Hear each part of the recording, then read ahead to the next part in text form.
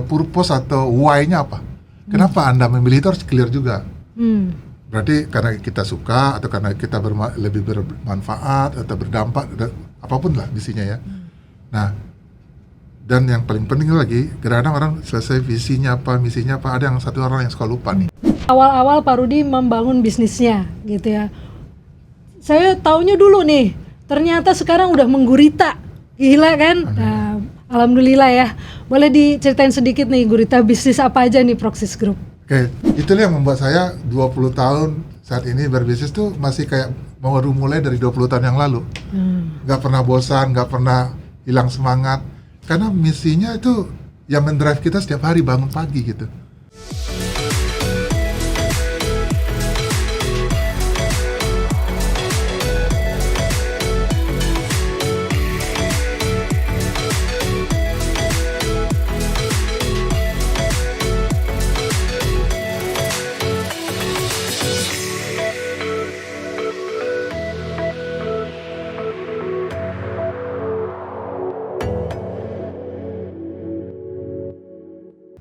Halo rekenaker, selamat datang di podcast Indonesia Produktif.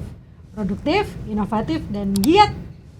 Segmen kali ini merupakan kerjasama antara Kementerian Ketenagakerjaan Republik Indonesia dengan Ikatan Alumni Teknik Industri ITB atau IATI. Hari ini saya, Safitri Suswono, Ketua IATI, akan mengulas mengenai produktivitas, suatu hal yang sangat relevan untuk semua. Bersama saya di sini adalah Bapak Rudi Maulana. Halo Mbak. Halo, CEO dan founder dari Proxys Group.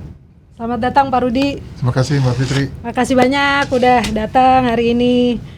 Jadi pemirsa, saya sama Pak Rudi ini kenal udah lama, sejak kuliah. Ya, sejak kuliah. Jadi saya tuh melihat dan menyaksikan awal-awal Pak Rudi membangun bisnisnya gitu ya. Saya taunya dulu nih, ternyata sekarang udah menggurita. Gila kan? Nah, alhamdulillah ya. Boleh diceritain sedikit nih gurita bisnis apa aja nih Proxys Group? Oke, thank you. Silakan. Saya bingung mau manggil ibu apa mbak ya. Saya udah kenal lama, jadi kalau panggil ibu tadi takutnya terlalu kaku ya. Boleh Mbak Fitri? Boleh, boleh. Oke, jadi sejarahnya memang dulu kita berdiri tahun 2005 ya. Tapi ketemu dengan Mbak Fitri mungkin udah tahun 2000-an sejak kuliah ya. Awalnya memang betul kita berusaha itu cuma terdiri dari 2 orang. Terus sekarang alhamdulillah sudah berkembang menjadi 50 usaha di dalam satu grup namanya Proxys, dengan karyawan tetapnya kurang lebih 300-an, kalau plus associate sekitar 500 orang. Proxys Group itu dia awalnya adalah konsultan bisnis proses dan management system, tapi sekarang kita berkembang menjadi integrated corporate solution. Jadi setiap bidang itu satu usaha, ada consulting, ada training, outsourcing, IT, sekarang juga ada investasi, kita punya juga legal, solusi legal, kita punya juga business process outsourcing, kita punya human capital outsourcing, pokoknya seluruh kebutuhan corporate. Terus tapi masing-masing bidang ada satu perusahaan yang khusus, termasuk safety, environment solution, itu ada semua. Makanya jadi banyak, jadi 50-an bidang. Nah ini kan Proxys sudah berarti kan udah banyak sekali membantu transformasi produktivitas dan manajemen kinerja di banyak perusahaan ya. Ya, pastinya. Apa sih sebenarnya definisi produktif di dunia kerja dan bisnis sih sebenarnya? Oke. Definisi yang lama kita paham lah ya, bagaimana orang menciptakan output dengan biaya sekecil mungkin kan gitu ya. Tapi kalau di zaman sekarang produktivitas itu sudah beralih sih. Kalau kita, pengalaman kita dalam membantu perusahaan juga, termasuk kita menerapkan sendiri di Proxys ya. Produktivitas itu kita melihatnya ada 3 sekarang. Pertama, bagaimana result individu tadi seperti yang biasa. Yang kedua, kita melihat bagaimana dia berkontribusi terhadap tim result. Bukan hanya individu juga, tapi result timnya.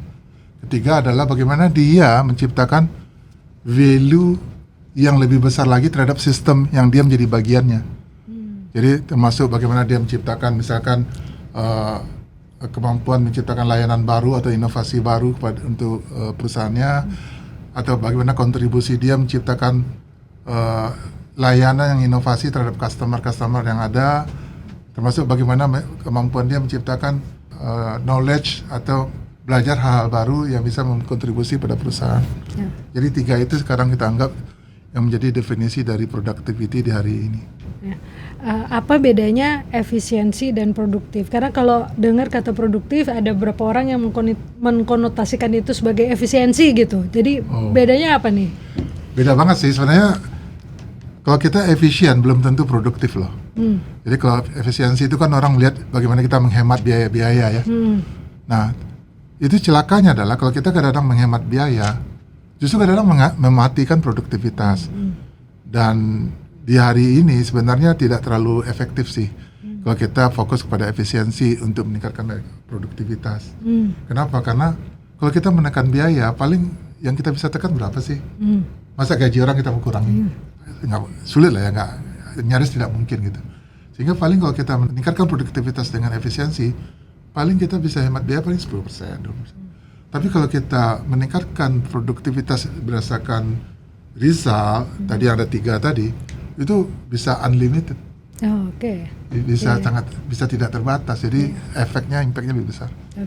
Jadi ini sesuai lah sama tema kita kan hari ini, produktif, inovatif, dan giat. Jadi produktif harus ditingkatkan karena itu meningkatkan daya kompetitif kita ya. Betul. Dengan cara-cara yang inovatif itu tadi ya, bukan cuma efisiensi penekanan biaya, tapi cara-cara yang inovatif untuk meningkatkan produktivitas. Setuju.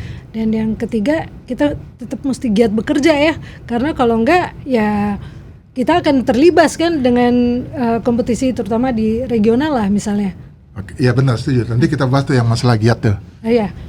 Oke, nah pengalaman Bapak mendampingi berbagai organisasi ya. Tantangan paling umum apa biasanya dalam peningkatan produktivitas? Oke.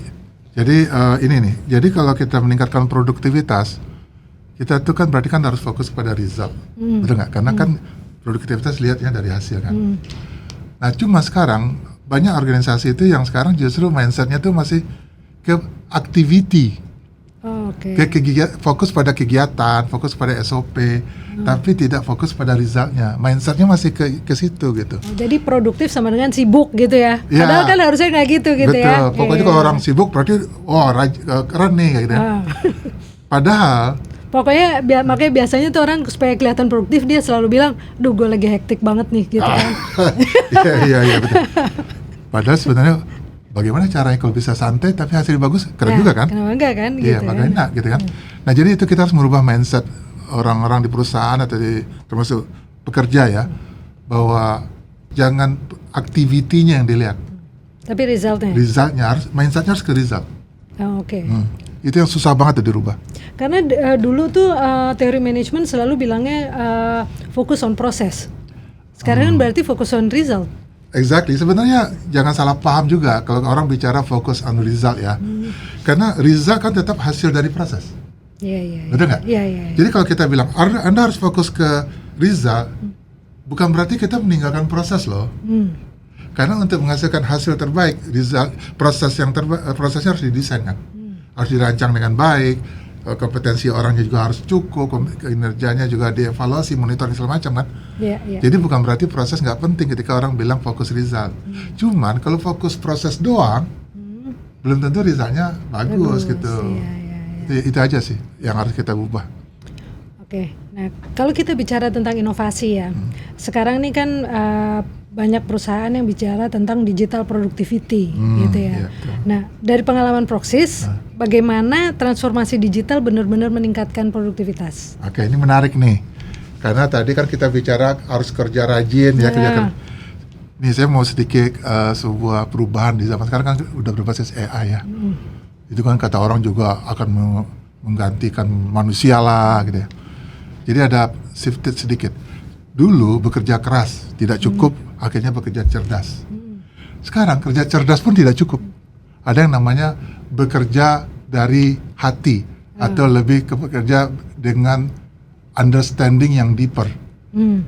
Jadi kenapa bekerja cerdas juga sudah tidak cukup? Karena sekarang ada AI yang justru jauh lebih cerdas dari manusia. Jadi kalau kita secerdas apapun masih kalah tuh, ya kan? Nah, tapi kita sekarang punya pilihan. Kita bisa memilih, oke, ada teknologi atau AI yang bisa menggantikan kita nih. Tapi ketika dia menggantikan kita untuk mengerjakan suatu proses, kita sekarang punya waktu, punya pilihan untuk mengerjakan yang lebih impactful. Jadi dia nggak gantiin kita, justru dia bisa membuat kita menjadi lebih produktif karena kita punya kemampuan untuk memilih apa yang harus kita pilih yang lebih berimpact. Kita kerjakan itu, terus yang ini kasih ke AI, kasih ke teknologi. Bayangkan kalau itu dikawinkan dengan kita, outputnya gila banget. Iya, benar. Jadi kerja keras, oke, lewat, habis itu kerja cerdas, sekarang bekerja lebih deeper understanding. Oke. Ya, karena analisa udah bisa dikerjain oleh AI ya. Betul, kita kasih aja ke dia, hasilnya mungkin lebih bagus. Yang repetition, kasih aja ke dia. Mungkin dia nggak akan pernah mengeluh capek dan lelah. Terus sekarang kita punya waktu lebih besar untuk memilih yang lebih impact. Itu bagus banget tuh teman-teman. Jadi jangan merasa terintimidasi oleh AI. Betul. Karena seharusnya manusia itu yang mengendarai ya, manusia itu yang mengendalikan AI. Dia asisten kita. Dia asisten kita. Gitu. Jadi jangan terintimidasi dengan AI, tapi memang kita harus belajar untuk menggunakan AI dalam pekerjaan kita ya. Betul. Oke, nah ini kan banyak anak muda nih ya, yang mungkin di luar sana merasa hidupnya stagnan, nggak tahu harus apa, mungkin lagi cari kerja susah gitu, terus belum tahu lah kedepannya gimana. Nah, sebagai pendiri Proxys nih ya, kira-kira ada nggak gimana caranya, inovasi apa atau pendekatan kreatif yang paling efektif ya untuk anak-anak muda nih untuk bisa keluar dari perasaan stagnan itu? Oke. Sebenarnya yang paling ya, kalau jawaban tuh mungkin banyak ya yang jadi solusi, tapi kalau kita sharing dari pengalaman Proxys saja ya. Jadi kalau di Proxys tuh kita banyak membawa mereka kepada dream dulu. Kita membuat mereka berani bermimpi dulu. Mimpi lo apa sih? Harus ada dulu. Kalau nggak ada mimpi tuh nggak akan ada yang bisa memotivasi kita kan. Jadi kita tuh digerakkan oleh mimpi itu ya. Betul. Karena kan itu bedanya manusia dan AI. Kita bisa bermimpi. Nah, setelah punya mimpi, kita lihat bagaimana kita mau meraihnya dengan kendaraan apa nih? Apakah dengan bisnis, startup, anak muda kan startup, atau mungkin dengan bekerja bisa aja, atau memilih profesi-profesi yang kita sukai. Mungkin dari atlet profesional, mungkin jadi lawyer atau mungkin akuntan dan sebagainya kan. Kita harus pilih kendaraan kita untuk meraih mimpi itu. Nah, kalau kita udah memilih kendaraan kita, nah Anda harus siapkan itu visinya apa, visi jangka panjang dari kendaraan tadi. Kalau bisnis berarti harus visinya apa. Kalau misalnya jadi akuntan atau lawyer, visi jangka panjangnya apa. Terus kemudian misinya apa, purpose atau why-nya apa. Kenapa Anda memilih itu harus clear juga. Berarti karena kita suka atau karena kita lebih bermanfaat atau berdampak, apapun lah visinya ya. Nah, dan yang paling penting lagi, kadang-kadang orang selesai visinya apa, misinya apa, ada yang satu orang yang suka lupa nih. Hambatan terbesar untuk kita bisa menuju ke sana apa? Kita harus pikirkan. Kadang-kadang ada orang istilah overthinking, habis itu berhenti doang di situ. Kita harus pikirkan hambatan terbesar untuk mencapai itu apa.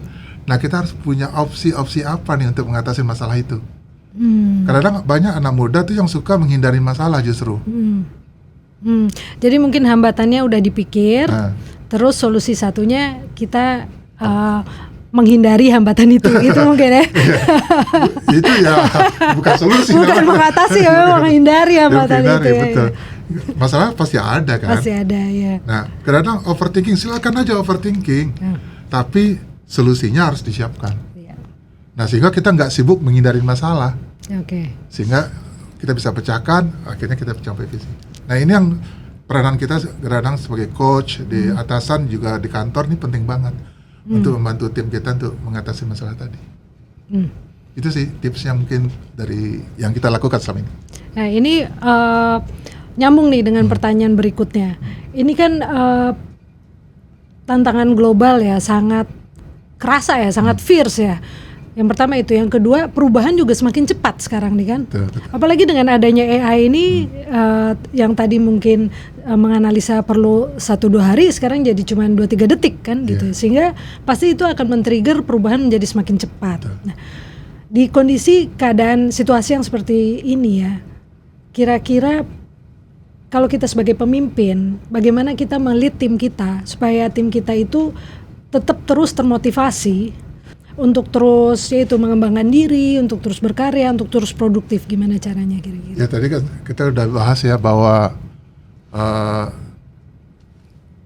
produktif itu kan ada pribadi, ada tim, kemudian ada menciptakan value untuk sistem atau ekosistemnya dia. Nah, tidak mungkin karyawan atau tim tadi bisa berkontribusi di tim kalau nggak ada yang mengarahkan dong, harus ada leadernya. Jadi kita sebagai leader harus bisa merancang bagaimana si individu tadi bisa berkolaborasi dalam tim yang ada. Mungkin model bisnisnya kah, SOP-nya, bisnis prosesnya, visi bersamanya, sistemnya ya, itu peranan leader untuk mewadahi itu. Kalau nggak nanti dia nggak akan bisa berkontribusi bagus di timnya kan, sehingga tidak akan produktif. Kemudian bagaimana dia bisa berkontribusi di value yang besar di bagian dari ekosistem dia atau di bisnisnya dia kan, itu juga leader lagi yang berperan, karena dia harus bisa merancang effort dari setiap individu berdampak pada value akhir di perusahaan kan atau di ekosistemnya dia kan. Berarti apakah dia menyediakan proses inovasinya bisa berjalan, atau menyediakan bagaimana orang bisa belajar dengan cepat, atau mungkin alat bantu kayak AI tadi dia sediakan. Itu peran leader lebih banyak mensupport sebenarnya. Kalau memang individunya sudah mau ya. Kalau nggak mau, berarti kita harus memotivasi dong. Dengan cara tadi ada dreamnya, ada visi, ada misinya dan seterusnya. Nah, kadang-kadang kalau udah kerja berapa lama gitu kan, terus kemudian pekerjaan itu udah menjadi repetisi ya. Terus orang tersebut merasa itu udah zona nyamannya. Kadang-kadang nggak mau keluar, kadang-kadang nggak mau mencoba sesuatu yang baru. Nah, gimana caranya memotivasi tim kita untuk bisa coba hal baru gitu? Keren-keren. Jadi yang kita lakukan begini.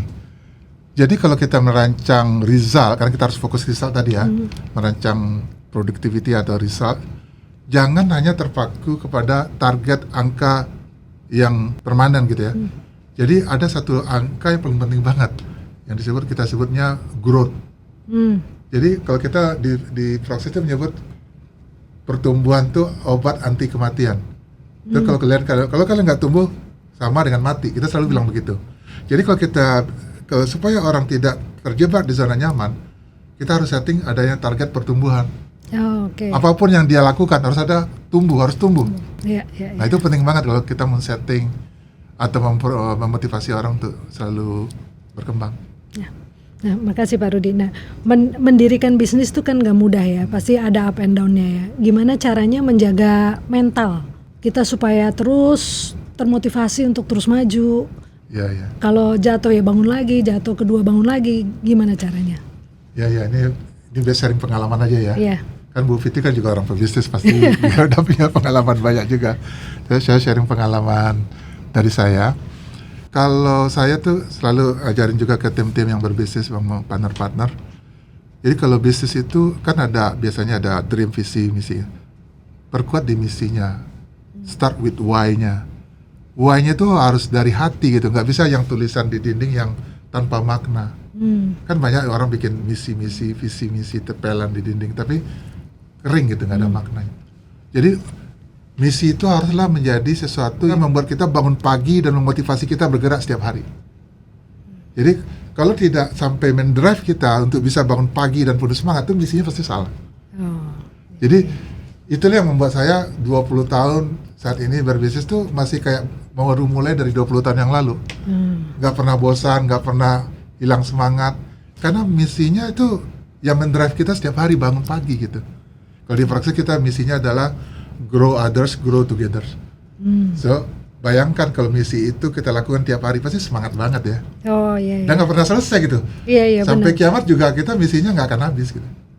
Nah itu yang contoh yang kita lakukan ke teman-teman juga kalau bikin bisnis atau bikin usaha atau lakukan apapun, bekerja, profesi segala macam. Jadi misi itu harus yang dari hati ya. Kalau nggak dari hati itu tidak menimbulkan energi kita untuk maju ya. Untuk bangun pagi itu ya. Bisa. Ini pertanyaan terakhir nih Pak Rudi, ada nggak pesan-pesan inspiratif dari Bapak untuk mungkin profesional muda dan juga pelaku usaha agar tetap produktif, inovatif dan giat, terutama di keadaan yang penuh perubahan dan juga penuh tekanan sekarang ini? Oke. Oh, banyak sih yang ingin saya sampaikan, tapi karena waktu terbatas. Pertama, saya mau share, kerja keras tidak cukup, kerja cerdas tidak cukup. Sekarang harus kerja dengan understanding yang dalam. Dan dengan teknologi, kita bisa melakukan atau memilih apa yang kita mau pilih, yang kita sukai, dan yang berimpact paling besar. Dan kita bisa pilih itu, sehingga yang lain-lain kita serahkan ke AI, teknologi, dan sebagainya. Itu mungkin pesan yang paling mendalam. Yang kedua juga, dengan adanya teknologi atau AI, kita akan menjadi seorang super intelligent. Karena nggak ada nggak bisa kita jawab, nggak ada nggak bisa kita ketahui di hari begini. Kita bisa tahu apapun di hari ini dengan AI. Tapi jangan sampai kita tidak tahu cara memanfaatkannya, sehingga kita menjadi tidak produktif. Dan terakhir, orang yang tidak menggunakan AI akan kalah sama orang yang akan menggunakan AI. Jadi kita harus gunakan itu. Makasih Pak Rudi. Mungkin wrap up dari pembicaraan kita hari ini ya, berarti untuk profesional dan juga pekerja muda dan juga mungkin pelaku usaha juga, temukan dreamnya, ya kan? Cari why yang menyentuh hati, ya kan? Itu yang akan mendrive kita, ya. Terus kemudian untuk produktif untuk diri sendiri, tim dan juga sistem, ya. Dan jangan lupa kita yang harus mengendalikan AI, karena AI bisa membantu pekerjaan kita, gitu ya. Sip. Ada lagi nggak ya saya kurang ya? Cukup ya. Makasih banyak Pak Rudi untuk hari ini. Sama-sama, ya. Bu. Terima kasih banyak untuk sharingnya dan semua pelajarannya, teman-teman rekan Naker. Jangan lupa like, subscribe YouTube kami di Kemnaker dan juga Avanti ITB. Sampai ketemu, tetap semangat, produktif, inovatif, giat.